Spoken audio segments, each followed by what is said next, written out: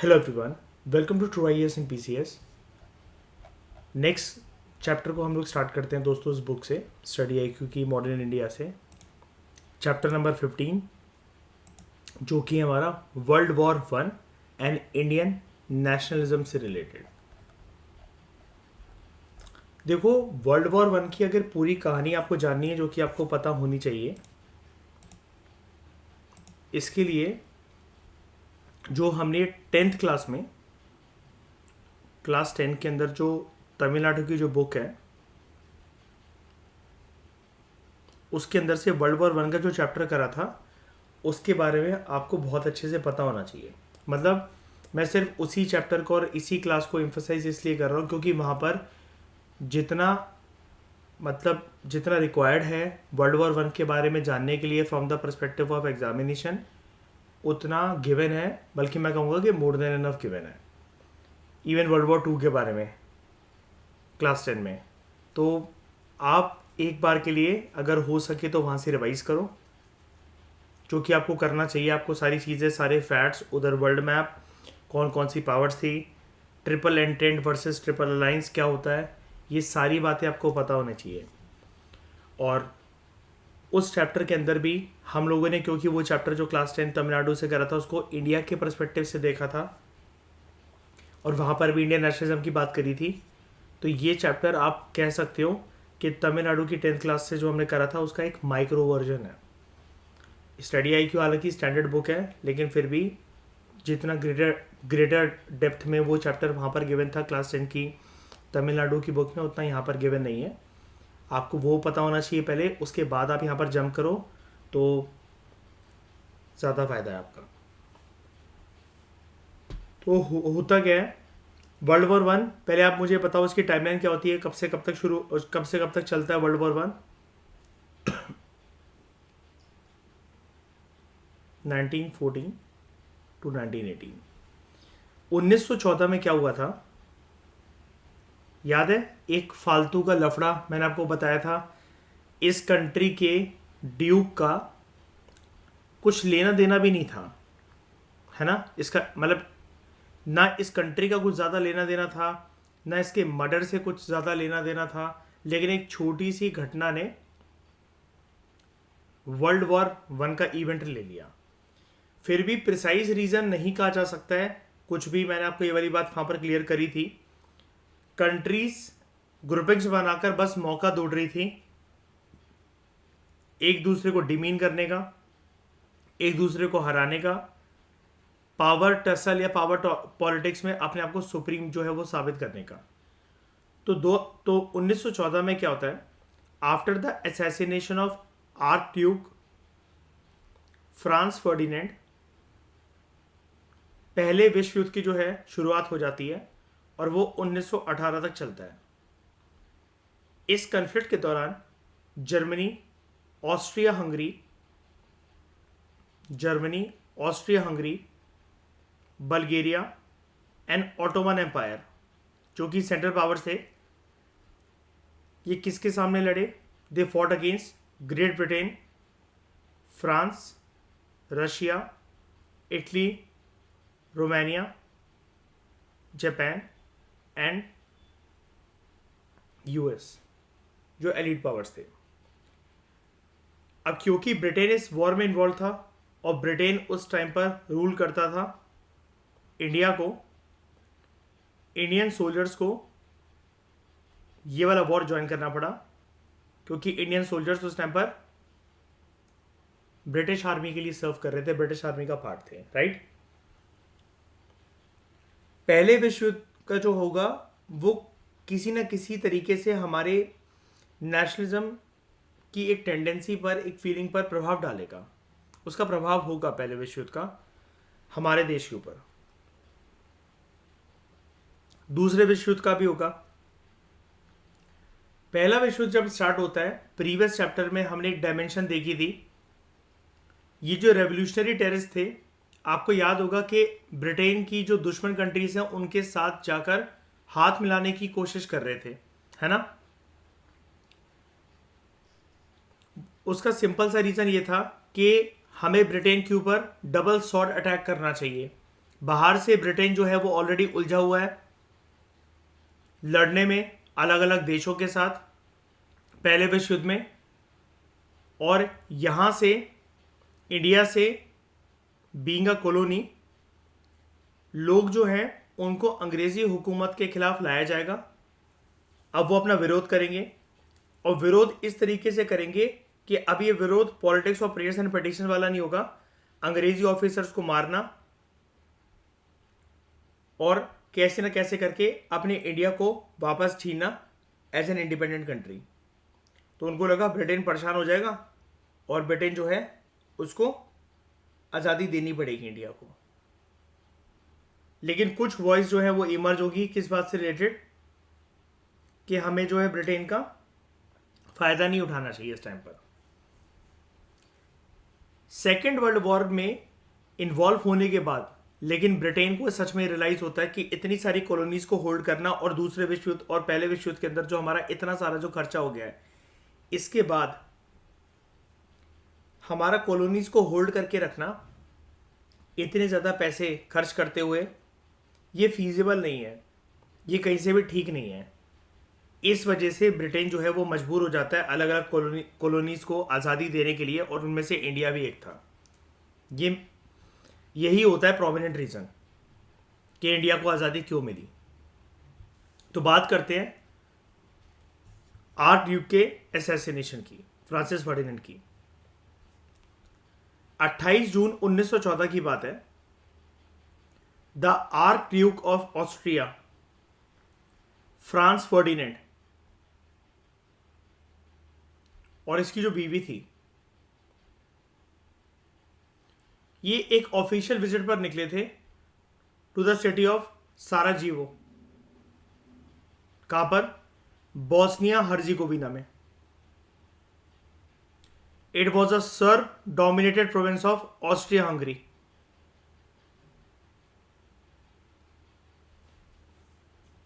Country थी Austria Hungary, शहर था साराजीवो, प्रोविंस था Bosnia Herzegovina. It was a Serb dominated province of Austria Hungary country nation. इस visit के time पर क्या हुआ, जो सर्बियन मिलिटेंट्स थे वो अपनी इस बॉस्निया हर्जिगोविना टेरिटरी को इंडिपेंडेंट बनाना चाह रहे थे। तो they made 2 separate attempts on the archduke's life, मतलब इसको मारने की कोशिश करी गई। पहले अटेम्प्ट के अंदर इन्होंने एक बॉम्ब फेंका, they threw a bomb, bounce off the car and fail to kill और इंजर द इंटेंडेड विक्टिम। कौन? आर्कड्यूक और उसकी वाइफ। बाद में सेम डे जब आर्कड्यूक जो है वो हॉस्पिटल को विजिट करने जा रहा था to visit an officer wounded by the bomb, his driver turned down the side street where Gavrilo Princip, 19 साल का ये एक यंग मिलिटेंट था जो कि एक बॉस्नियन सर्ब था। इस असैसिनेशन का जो पार्ट था, he had been part of the assassination attempt that morning happening to be standing, जो होने वाला है। And seizing the opportunity, Gavrilo Princip, he stepped up to that car's window and shot both the Archduke and his wife. उसके पास revolver थी और उसने सारे की सारी गोलियां चला दी ऑस्ट्रिया हंगरी के इस आर्कड्यूक पर, फ्रांस फर्डिनेंड पर और उसकी बीवी पर। यह था आर्कड्यूक का असैसिनेशन। इम्पैक्ट की बात करते हैं डायरेक्टली हम लोग कि वर्ल्ड वॉर का इम्पैक्ट हुआ क्या। फर्स्ट वर्ल्ड वॉर का इम्पैक्ट क्या हुआ इंडियन नेशनलिज्म के ऊपर। सेकेंड वर्ल्ड वॉर का भी इम्पैक्ट होता है, वो हम जानेंगे बाद में। पहले फर्स्ट वर्ल्ड वॉर, भारत जो है उसने एक इंपॉर्टेंट रोल प्ले करा था पहले विश्व युद्ध के अंदर। However, India's role in the war is often overlooked due to horrors experienced in the trench warfare and by the Europe's tendency to focus on the battles such as those fought at the Somme and Verdun, which many assume only Europeans fought in। मतलब writer आपको यहाँ पर ये कहना चाह रहा है, Indians का कंट्रीब्यूशन या फिर वर्ल्ड वॉर का इम्पैक्ट इंडिया के ऊपर, इसको एक अलग नज़रिए से देखने की हमें इतनी ज़रूरत है, बिकॉज आज से पहले जितने भी युद्ध लड़े गए उसमें ज़्यादातर यूरोपियन सोल्जर्स ही शामिल थे ब्रिटेन की साइड से। और बात जब होती थी ब्रिटेन को जीतता था तो वो सारा का सारा क्रेडिट यूरोपियन सोल्जर्स को ही जाता था। पहली बार ऐसा हुआ कि बहुत ज़्यादा तादाद में जो इंडियन सोल्जर्स थे उनको रिक्रूट करा गया था जो ब्रिटिश आर्मी में, वो वर्ल्ड वॉर 1 का पार्ट बनते हैं, ब्रिटेन की साइड से लड़ते हैं जाकर। और अगर ब्रिटेन अगर जीता तो उसमें एक कंट्रीब्यूशन, एक पहलू को इग्नोर नहीं करा जा सकता कि इंडियन सोल्जर्स ब्रिटिश आर्मी का पार्ट थे। तो अगर ब्रिटिश आर्मी की मतलब विजय उसकी जीत की बात होती है तो ये कंट्रीब्यूशन इंडियन सोल्जर्स का है, क्योंकि इससे पहले जब भी कोई वॉर लड़े गए लाइक सोमे में वर्ड्यून जो वॉर थे, तो यहाँ पर ऐसा माना गया कि सिर्फ यूरोपियंस के ही ये वॉर थे और it is connected with the European history, और यूरोपियन सोल्जर्स ही इसमें जो है वो लड़े। पहली बार ऐसा हो रहा था कि यूरोप के अंदर वॉर चल रहे हैं और इंडियंस का कंट्रीब्यूशन वहाँ पर आपको देखने को मिल रहा है इनडायरेक्ट तरीके से। वो इनडायरेक्ट ऐसे कि स्पेशली यहाँ से कोई सेना की टुकड़ी बनकर यूरोप की धरती पर लड़ने नहीं जा रही है, बल्कि जो ब्रिटिश आर्मी में जो सोल्जर्स हैं वो इंडियंस हैं।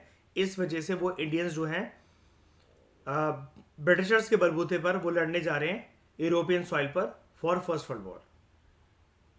जब इस युद्ध की शुरुआत होती है 1914 में, भारत के अंदर उस टाइम पर पॉलिटिकल टर्म्स में काफी ज्यादा उथल पुथल चल रही थी। इंडियन नेशनल कांग्रेस एक ऐसा ग्रुप बन चुका था जहां पर बात अब सेल्फ गवर्नमेंट की शुरू हो रही थी, चर्चा शुरू हो रही थी कि बातचीत होना इसके ऊपर शुरू हो गई थी कि छोटे छोटे पहले जो पेटी इशूज थे उससे बढ़ चढ़कर अब बातें होना ये शुरू हो गई थी। फिर चाहे आप कह लो कि इंडियन नेशनल कांग्रेस एज सच या फिर इंडियन नेशनल कांग्रेस से कुछ लोग ऐसे जो कि बाद में उससे अलग भी होने की कोशिश करते हैं अपनी इस डिमांड को लेकर कि हमें 50-50% हुकूमत नहीं चाहिए अंग्रेजों के साथ, हमें ब्रिटिशर्स का कोई डोमिनियन बनकर नहीं रहना है, डोमिनियन स्टेटस नहीं चाहिए, हमें चाहिए स्वराज, सेल्फ गवर्नमेंट। तो जब वॉर की शुरुआत नहीं हुई थी पहले विश्व युद्ध की, जर्मन्स जो हैं, the Germans spend much time and energy trying to foment an anti British movement in India. और आपको पता है बड़े सारे इंडियंस ने अपना अड्डा भी बना रखा था सपोर्ट का जर्मनी में, और जर्मन हुकूमत से वो लोग सपोर्ट भी ले रहे थे कि अगर अंग्रेज़ों से हमारी लड़ाई होती है तो आप हमारी मदद करना। बड़े सारे ग्रुप्स आपने रेवोल्यूशनरी टेररिस्ट को देखा था, आर्म्स भी इंपोर्ट करवा रहे थे वो जर्मनी से इंडिया के अंदर।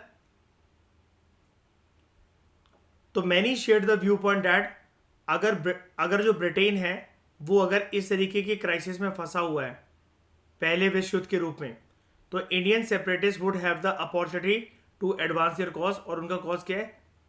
सेल्फ गवर्नमेंट का, देश की आजादी का। तो इंपैक्ट क्या होता है इंडियन सोल्जर्स के ऊपर पहले विश्व युद्ध के अंदर?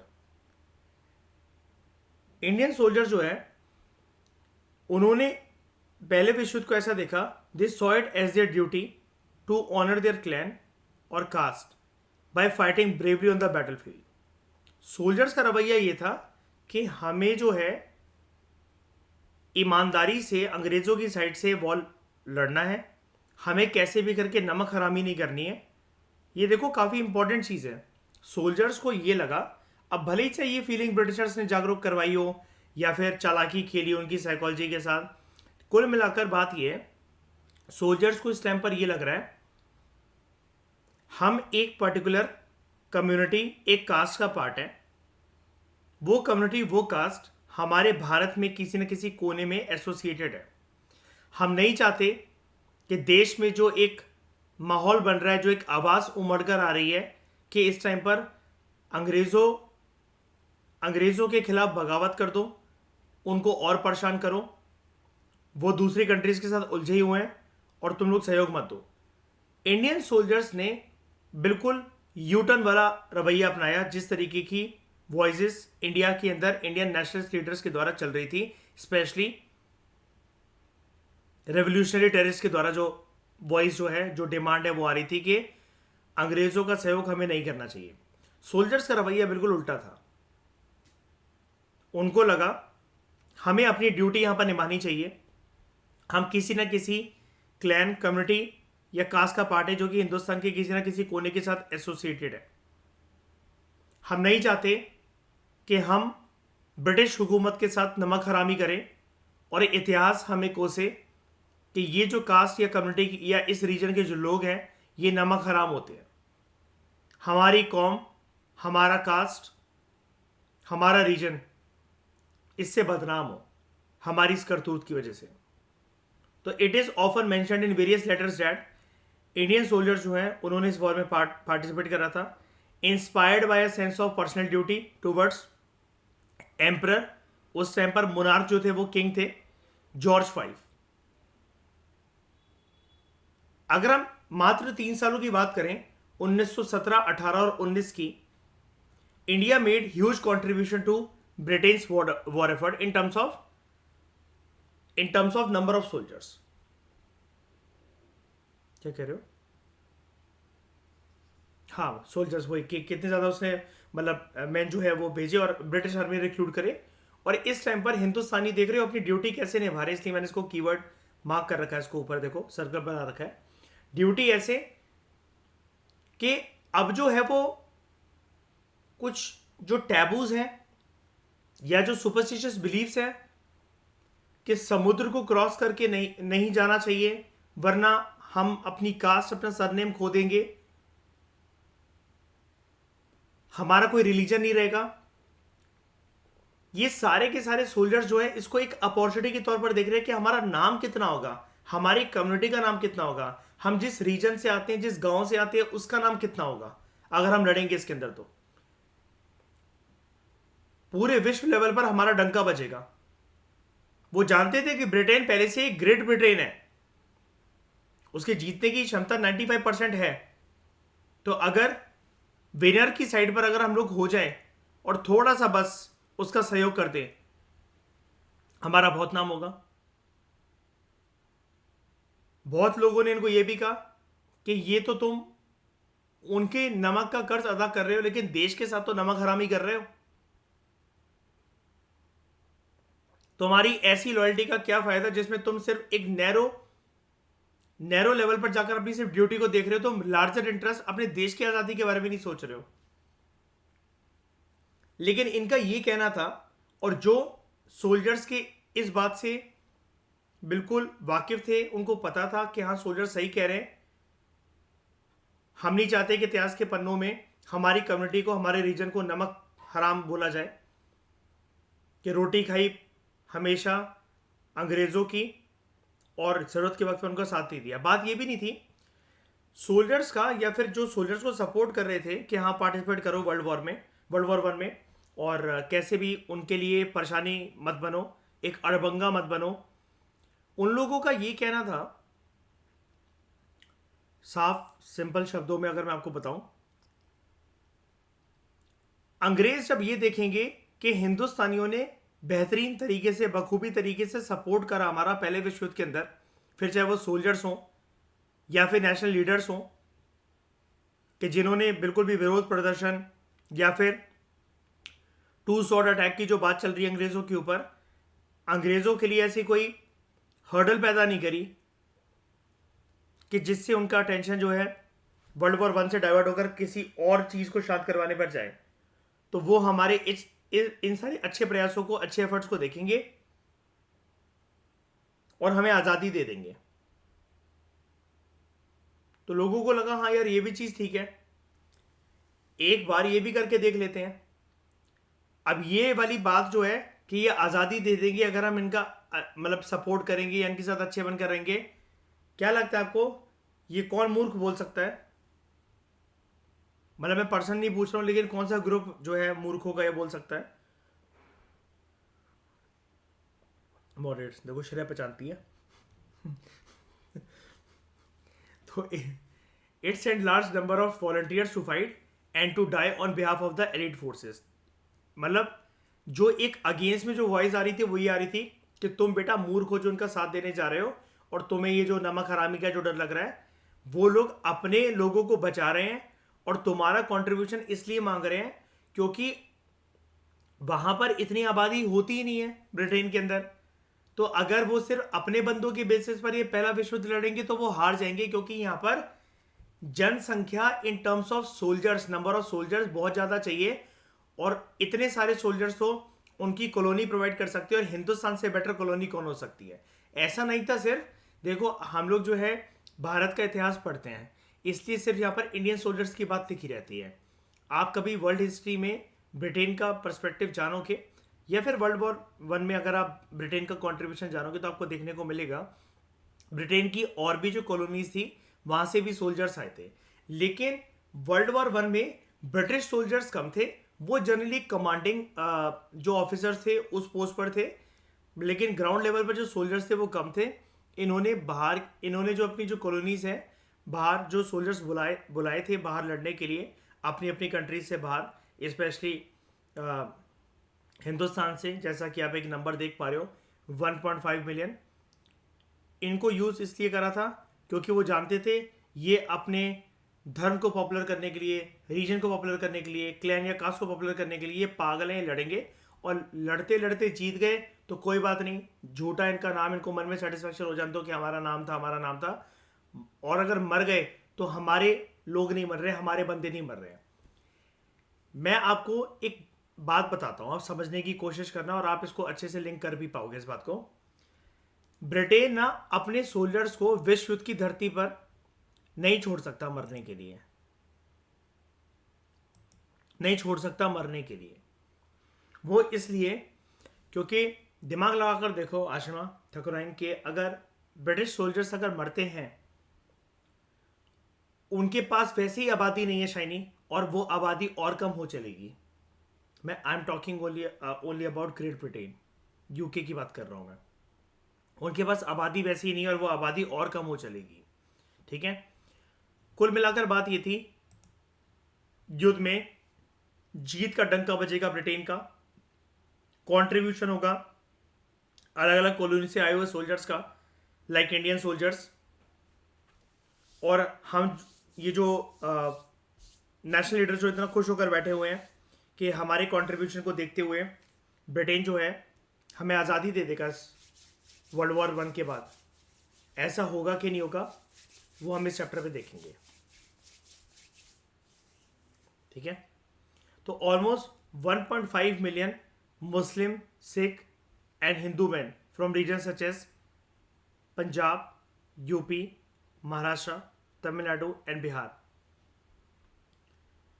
इन्होंने खुद से आगे बढ़ चढ़कर बोला अंग्रेजी हुकूमत को कि हम जो है बाहर चलेंगे, और अलग अलग कोनों में जहां पर आप बोलोगे हमें क्या ड्यूटी करनी है, क्या करना है, हम वो करने के लिए तैयार हैं। तो they volunteered in the Indian expeditionary force because becoming a soldier paid well, because becoming a soldier means कि उनको सैलरी बहुत अच्छी मिलेगी, and it meant becoming part of the warrior caste, जो कि हाई स्टेटस देगा इनके क्लैन और इनके कम्युनिटी को। तो सोशल इंपैक्ट क्या हुआ वर्ल्ड वॉर वन का इंडिया के ऊपर? भारत में समाज की तरफ से क्या वॉइस इमर्ज हो रही थी? तो in spite of all the ill effects of the war between 1911 and 1921, जो जिसकी तैयारी मतलब पहले से ही स्टार्ट हो चुकी थी, मतलब ऐसा नहीं था, किसी को नहीं पता था कि वर्ल्ड वॉर वन होने वाला है, लेकिन जो भी गर्मा गर्मी का माहौल जो यूरोपियन सॉइल्स पर जो क्रिएट हो रहा था अलग अलग कंट्रीज के बीच में, ब्रिटेन जो है छोटे छोटे वॉर्स, छोटे छोटे कन्फ्लिक्ट जो कर रहा था, अब इसका जो पूरा का पूरा जो सिनेरियो है वो इंडिया में कैसा था? तो there was a tremendous increase in the literacy rate among the enlisted military communities. वो इस वजह से बड़ी प्राउड फीलिंग स्टार्ट हो गई थी ऐसी कम्युनिटी के लोगों में हिंदुस्तान में, कि जिनके घर में लोग जो हैं वो ब्रिटिश आर्मी का पार्ट है, और जब उनको ये पता लगा कि ब्रिटिशर्स ने ये डिसाइड कर रखा है कि वो बड़े सारे हिंदुस्तानियों को वर्ल्ड वॉर वन में वर्ल्ड वॉर वन में as a part of their army उनको रिक्रूट करेंगे, तो इनको ये लगा हमें भी पढ़ना लिखना चाहिए और ऐसी सर्विस का पार्ट बनना चाहिए आगे चलकर। तो इसलिए यहाँ पर लिखा हुआ है लिटरेसी रेट बढ़ा, लेकिन पूरी बात आप इसको पढ़ो, सिर्फ यहाँ तक मत सुनो कि वर्ल्ड वॉर वन हो गया तो लिटरेसी रेट बढ़ गया। ये कोई लिंक है क्या इसके बीच में कुछ? There was a tremendous increase in the literacy rate among the enlisted military communities. जाहिर सी बात है, हिंदुस्तान एक इमोशनल फूल्स का देश होता है, ठीक है। जब इनके कास्ट और क्लैन के लोगों को, जो कि सोल्जर्स जो थे, जिस भी पर्टिकुलर क्लैन कम्युनिटी कास्ट या रीजन से जो आते थे, जब गांव वालों को पता लगा, उस पर्टिकुलर रीजन के लोगों को पता लगा कि देखो उनके बेटे को, उनके चाचा को, उनके भतीजे को, उनके बाप दादाओं को लेकर जाया जा रहा है वर्ल्ड वॉर वन में लड़वाने के लिए, तो ये कम्युनिटीज़, ये रीजन्स, ये कास्ट तो अपने प्रेस्टीज को लेकर, अपने नाम को लेकर, अपने हाई स्टेटस को लेकर बहुत ज़्यादा मोटिवेटेड फील करती हैं कि हमारा नाम होगा वर्ल्ड लेवल पर। तो लिटरेसी रेट इसलिए बढ़ गया, एक तो जो लोग जा रहे थे युद्ध में लड़ने, उन्होंने प्रोत्साहित करा अपनी कम्युनिटी, अपने कास्ट, अपने रीजन के लोगों को कि तुम भी पढ़ाई लिखाई करो, पढ़ा लिखा होना तुम्हारे लिए बहुत ज़रूरी है, और आगे चलकर तुम भी ऐसी एक लाइफ में कमांडिंग हाइट्स पाओ जिसमें तुम भी रिक्रूट हो सको और तुम भी टॉप रैंक्स पर, लेवल्स पर आ सको।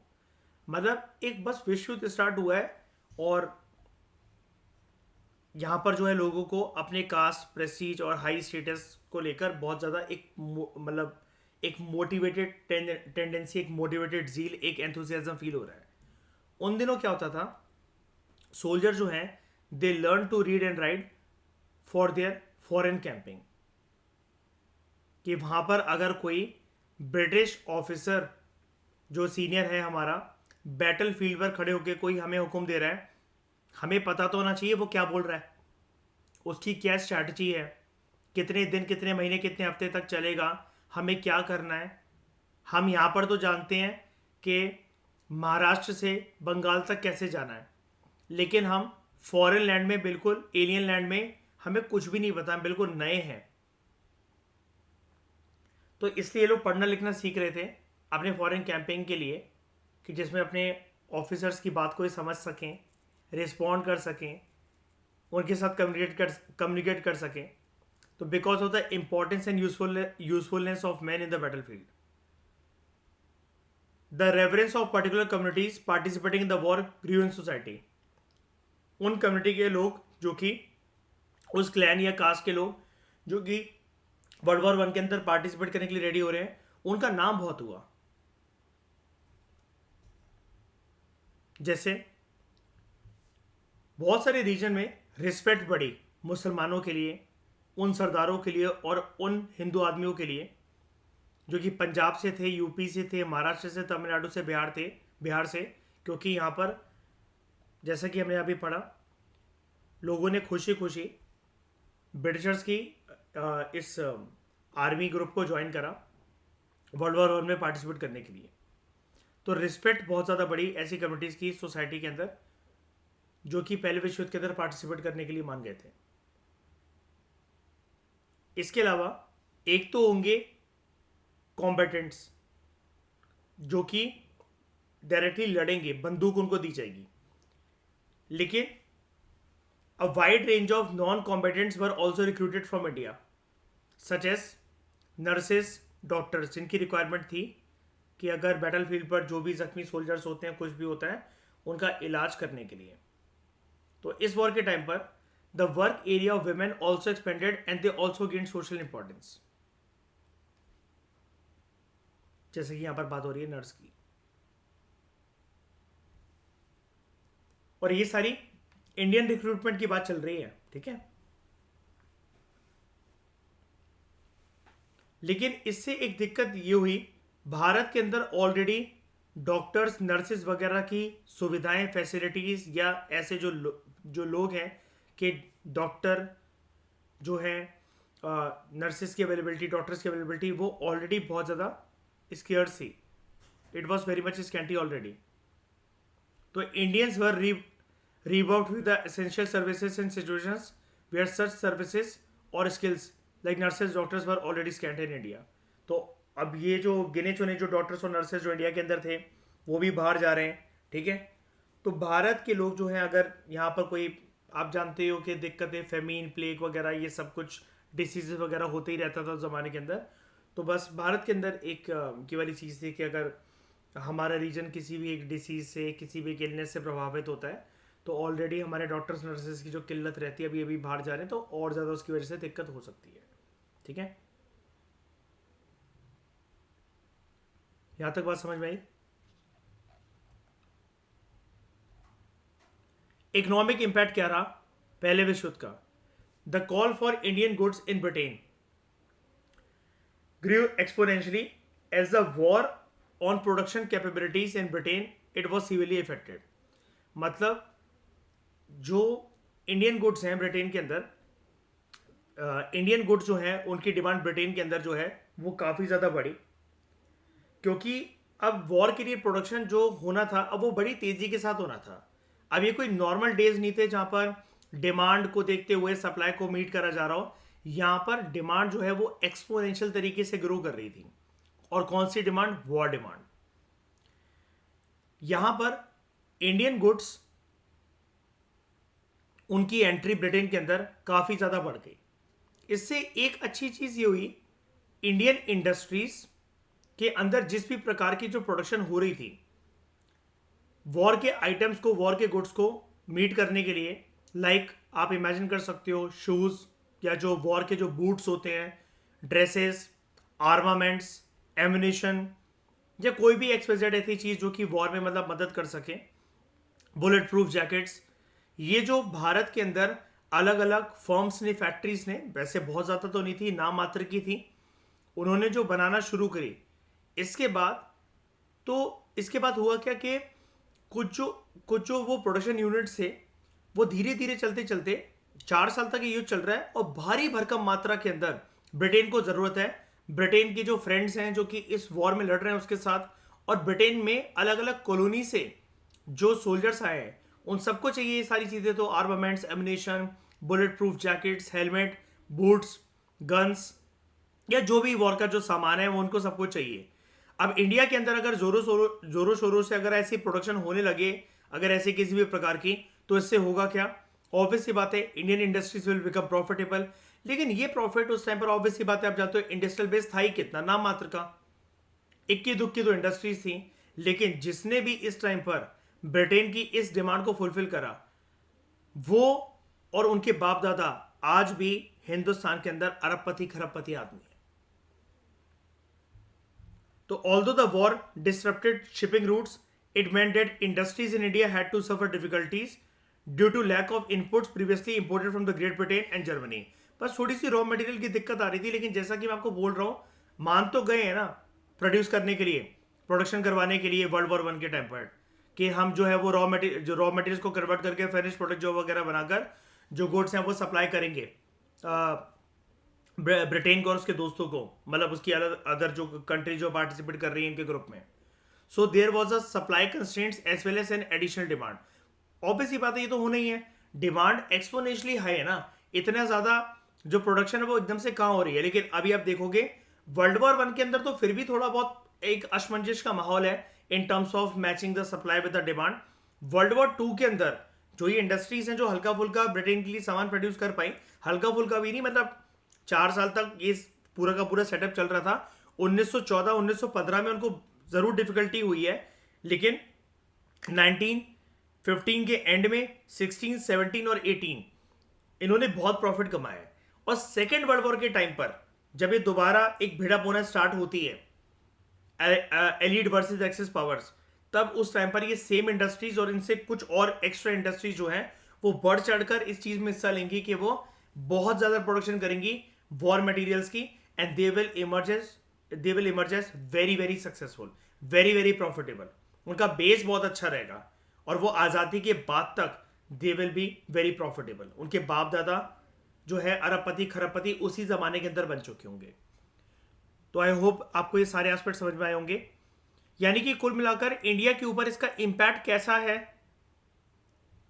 कैसा है, लोग इसमें अपनी प्रेस्टीज अपने प्राइड को ढूंढने की कोशिश कर रहे हैं, है ना, अपनी कम्युनिटी का अपने क्लैन का नाम ऊंचा करने की कोशिश कर रहे हैं। और इकोनॉमिक इंपैक्ट ऐसा है कि बस थोड़ा सा रॉ मटेरियल की किल्लत जरूर है, लेकिन it is a good opportunity to become profitable. लेकिन बात वही है कि इतने प्रोडक्शन यूनिट्स, इतने प्रोडक्शन हब्स हमारे इंडिया में उस टाइम पर थे नहीं। लेकिन ओवरऑल एक चीज ये है कि अंग्रेजों की साइड से एक एस्पेक्ट को कोई देख नहीं रहा है इस जमाने में, उसको नजरअंदाज करा जा रहा है कि वो अपने बंदों को बचा रहे हैं और हिंदुस्तान के बंदों को मरने के लिए छोड़ दे रहे हैं एक अननोन बैटलफील्ड में, एक एलियन बैटलफील्ड में, जिससे हिंदुस्तानी वाकिफ भी नहीं है उन एरिया से कि इनको कहां लड़ना है, क्या लड़ना है। लेकिन बस वही वाली बात है कि जो कम्युनिटीज वॉर में पार्टिसिपेट कर रही थी वहां पर उन्होंने अपने खानदान वालों को, अपने गांव वालों को, अपने रिश्तेदार वालों को, अपनी कम्युनिटी क्लैन के लोगों को बताया कि पढ़ना लिखना जरूरी है। और उनको देखकर उनकी कम्युनिटी, उनके क्लैन, उनके परिवार वाले जो है वो पढ़ाई लिखाई की तरफ आकर्षित होते हैं कि हम भी कल को अगर पढ़ लिख गए तो ऑफिसर बनते हैं या फिर ब्रिटिश आर्मी में रिक्रूट होते हैं तो हमारा भी ऐसे नाम होगा, हमारा भी ऐसे डंका बजेगा। तो इस डिस्कशन में दोस्तों फिलहाल इतना ही। कुछ और एस्पेक्ट जानेंगे अगले लेक्चर में। Thank you very much for discussion.